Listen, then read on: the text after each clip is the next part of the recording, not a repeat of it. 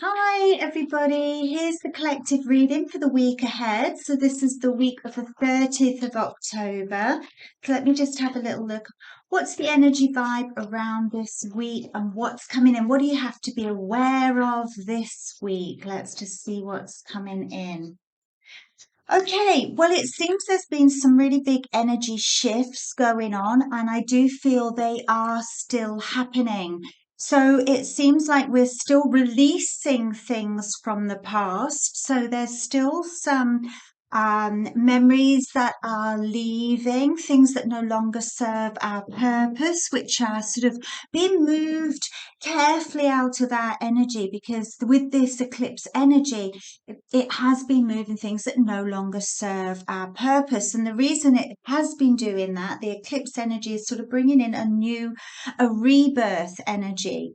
And with that rebirth energy, it's like you really start to find yourself, your voice. And I know there's a lot of speaking about that on social media these days, but this is really saying it's like you're settling into yourself, your skin, finding every time more you, more yourself, your truth, what you want to express to the world. And I'm really drawn to this area here. So I really feel you're finding your self-worth, your value.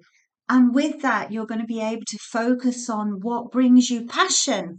Life's short. So what we need to do, whether it's in our work, in our whatever we're doing, we need to do things that make us feel passion. So whether your passion's cooking, whether it's reading, whatever your passion is, it's time to focus on what makes you full of that. Because what will happen if you focus on your passion enough, you'll grow it enough that you will be able to use it as your work or an element. You can bring that in. Okay. The more you focus on what you want to bring in your life, the more you expand it. And perhaps if it is cooking that you want and you want to focus on that as a sideline, and you start to tell people that's what you want, then you'll be able to perhaps do catering at weekends or whatever it is. If you're healing, get yourself out there and offer your services to people. Do more of what makes you spark, what awakens that spark inside of you. So I feel that's coming up. And with that, the more you start to live in your passion, the more you recognize what you want to do, then you start moving away from what you don't want to do. And this, of course, will bring in a lot of happiness. So I feel that this week will be full of those changes, but remember, we have to focus on or live with intention that we want to wake this passion up, that we want to live with passion, that we want to live with enjoyment, with fun, with happiness. And I know there's a lot of chaos going on in the world and in our own lives, but as long as we have something that sparks us, that ignites us, then we can expand on that happiness, that good feeling, and that sort of pushes the negativity away. So focus on what sparks you this week. Okay, so I hope that makes sense. And then just let's have a look at what else comes in with this oracle card, because I feel really inclined to any message for the collective this week. Okay, it's funny. This is sort of saying, and I'm sure this card came up last week, so it's still a bit of a time to be kind to yourself. So, okay, we're out of the eclipse energy. We've gone through the eclipse season, and there are lots of changes, as we've said, like the Tower card. So there has been a lot going on. So if you're sensitive, you may still be feeling, you don't want to sort of splash out as the Queen of Wands. You don't want to just sort of burst out because this is like fire energy. So you may need a little bit longer. And that's okay. So I feel this is sort of saying, take your time, make your perhaps internal plan, start thinking, okay, I'm going to start doing more of this. I want to do that. Go inside and see what it is that lights your fire, how you want to live, and then slowly come out. But this is just saying, if it has been a bit overwhelming, all these changes, all these energy shifts, then, and also we have Halloween, we have the thinning of the veil coming in on Tuesday. So please join the circle. I'm really looking forward to honouring our ancestors on the 31st at 6 p.m. UK time. So, so this may be also you're sensitive to these energies and you don't want to be expanding with this yang energy quite yet. You want some time to sit, to feel, and to listen to perhaps more insights that are coming in towards you. So you may feel a little bit in between these two cards. So, if you, it's like when you're up, and when you're down, you need that withdrawal time, if that makes sense. So just watch your energy levels this week and respect them, honor them. And if you're feeling, extrovert, you can sort of, when you feel like that, do the work time, write your lists, call your friends, go out.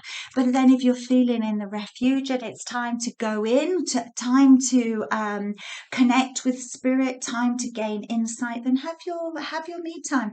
Boundaries are so strong. This is another thing the Queen of Wands always puts in place. Boundaries so she can discover what sparks her fire rather than depending on anyone else. So yeah, make sure you do have some time on your own to see what you want to start creating more of in your life. Okay, and I feel like I've got cards around me, so I'll just keep picking. This is right. A 3-card reading goes into about a 10 card. But let me just see what's coming up for the collective this week as well. Any more insight? This is the Divine Abundance set. Okay, this is humility. So this is allow me, divine, to always accept the right assistance. I welcome your help in any way, and I'm delighted to receive it. And I feel this sits quite nicely with the card that came in before. So I do feel this is a little bit about, having some refuge, having a bit of me time, so you can, especially with Tuesday, with the veil at its thinnest, have some time where you can connect with your higher self, connect with divinity, connect with spirit, with your guides, and ask them for wisdom on your spiritual journey and ask for help. Our spirit guides are around for whatever, whether it's finding a parking space, with your business, with your family, whatever it is, your guides are there, or your angels, whoever you want to work with, they are there to help us through life. Okay, so make sure you have some time in prayer, and I don't mean you have to go to church or do anything, but you have some time in prayer, in communication with your higher self, and ask your guides and anyone to assist you to bring some wisdom in that may help your growth, your spiritual journey, and accept their help, ask for their help. You do not have to do it all alone. Okay, and for your self-care this week, does she know the end? Another card. So for your self-care this week, sync with the moon. That's beautiful.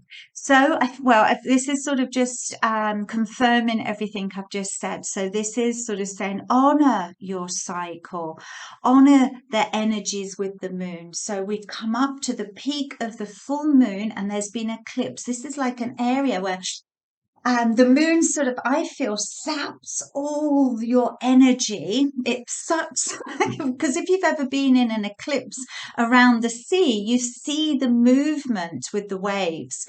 And so it does really almost, I feel, pull me really up to the moon.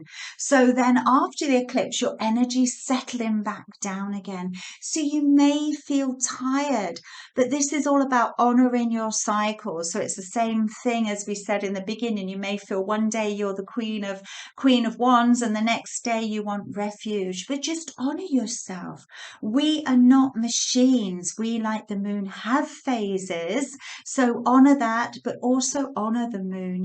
Start to consciously start working with the moon. So that's either join my moon circles, and as we work with manifesting with the new moon and releasing and healing with the full moon. But this is what honoring your cycles. So when the new moon comes, make your intentions, set your intentions, and just start to live with the moon circle, tune up a little bit more. Okay, so, and if you want any more information about moon circles, please do get in touch with me. And then just a little star seed message for you all, because I do love these little cards. Let's see what they're saying. Inner alchemy. Inner alchemy is achieved when you react to fear with love. So, throughout the week, when you are provocated, when you're pushed by people, when you are provocated, that's not the word, is it? When you are triggered by people, when things that you see create and provoked, when you were provoked by people or emotions or events or situations, try to just place your hand on your chest and breathe. And before reacting from perhaps a fear-based, from your wounds, from your expectations, take a breath and try to see the situation through love rather than reacting with fear. Because when you react sometimes with fear, all you're doing is feeding the fire or creating more fear or creating more problems. So just see if you can just sort of face the world with love. Okay, hope this reading resonates with you. This is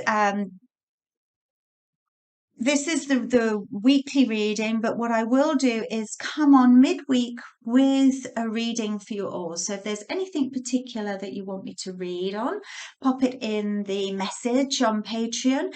If not, I shall come up with a tarot spread just to see how you're all getting on or whatever you need to hear. Many blessings.